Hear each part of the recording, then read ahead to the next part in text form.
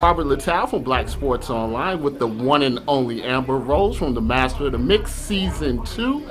The first question I have to ask you, Amber, and it kind of goes in with what you're doing right now. You came out with a record called Fame. Yes. How much did the Master of the Mix and being around these DJs and musicians, how much did that have an effect on you saying, I want to try to do something a little different, come out with something and show a little bit more of my talent? Well, definitely being around a bunch of talented DJs, you kind of get into the music field. But also, I'm from Philly, so I grew up in a very musical city. I always wrote music. It was something very personal for me. But I kind of just felt like it was time to take the step and become a recording artist and try to establish myself as an artist. And, I've been modeling for years, for a long time. And I love modeling, but I just felt like this is my time to transition into something that's fun for me, Well, kind of to use a sports analogy, like Tim Tebow, they talk about how he isn't a real quarterback, but he just goes out and wins. When you hear people say, well, she shouldn't be judging a competition like Master of the Mix, or she shouldn't be doing music, she's not a real artist, how do you respond to those, critics in a way that, you don't come off as, just dismissing it, but explaining to them that, this is your life and this is something that you want to do? Well, I would ask them, what exactly is a real artist? That's first and foremost. I've been an artist since I was a kid. I've always sketched and drawn, so I am an artist. And I'm very creative, so I'm an artist in that sense. And I write music, so I guess that would be my answer to that. As far as Master of the Mix goes, I'm not a DJ, but people fully don't understand that DJs don't usually DJ for other DJs. They DJ for people that are in the crowd and that are at the clubs, at the party. So I actually have their back. I am giving the opinion on their behalf.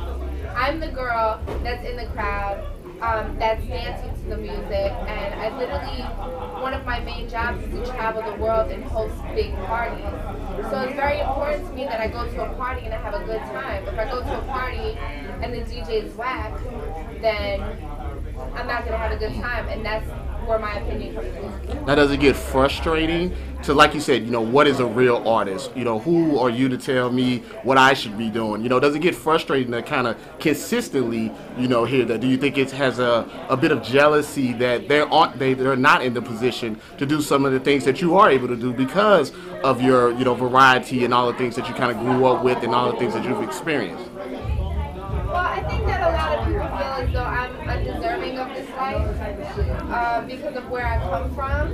And it just boggles my mind because most of the people, especially in the United States, grow up very poor. So I would think that they would want me to win. And they would want me to, be successful and do better and be somebody that they look up to, regardless if I make mistakes in the past or not. Everyone in the world makes mistakes. We're not God. And everyone is sinful, and it gets to a point where, you get over it and you become a better person. So, does it get frustrating?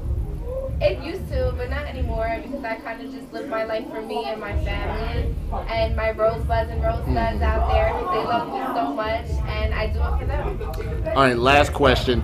Master of the Mix season finale. What was your just overall experience, taken away from, the criticism, you personally, what did you get out of, being a judge on the season 2? How did you feel, what things did you learn during this season? I learned a lot. I learned a lot about DJing and the technical stuff. I learned new music. I learned that it is really, really hard to judge people because I'm not judgmental at all. So I kind of fell in love with everyone, all of the DJs, and it's hard when you have to eliminate somebody. So I just made sure that I was very fair. I would argue with the other judges. I would argue with the people that the behind the scenes people that work for Master of the Mix, because I just wanted to make sure that is we make a fair choice in who wins from week to week, because $250,000 is a life-changing amount of money for someone. So we need to make sure that it's very fair. And that was probably the hardest thing that I had to learn doing this. Well, we definitely appreciate you taking the time. I mean, you continue to do you, because you. that's the best thing that any advice can give. Just do Thank you. you so much. No problem.